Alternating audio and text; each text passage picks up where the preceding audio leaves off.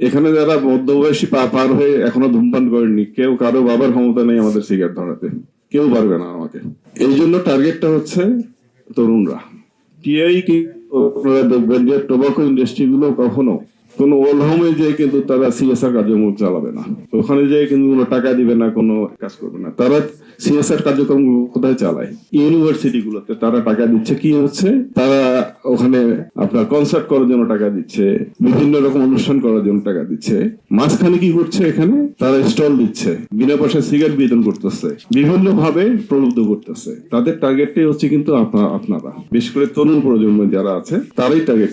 কারণ প্রত্যাশা একটাই যে এরা যতদিন বাঁচবে ততদিন আমার কাস্টমার হিসেবে থাকবে।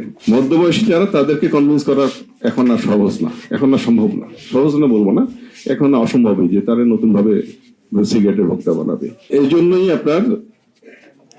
আমরা তরুণরা টার্গেট দেবো। কারণ তরুণদের যে অংশটুকু যদি ভোক্তায় পরিণত করতে পারে, আমাদের এই যে সিগারেটের ভোক্তার যে পরিসংখ্যানটা দেখতে পাচ্ছি, এটা তাৎক্ষণিকভাবেই আপনার 25% আমাদের দেখলাম যে মোট জনসংখ্যার 25 থেকে 28% হচ্ছে আমাদের তরুণ প্রজন্ম। এটাকে যদি পুরোটাকে আমি ভোক্তায় পরিণত করতে পারি, বিরাট একটা বাজার পেয়ে যাবো আমি।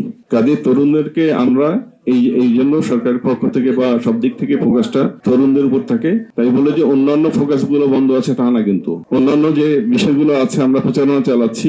অলরেডি সরকারের পক্ষ থেকে আরো কিছু উদ্যোগ নেওয়া হচ্ছে, যেমন আমরা সিলেকশনের যে প্রক্রিয়া আছে সাপোর্ট দেওয়া, সেগুলো আমরা সেই প্রক্রিয়া এখন পলিসি লেভেলের কাজটুকু অলমোস্ট ডান, আমরা সেখানে এগিয়ে যাচ্ছি।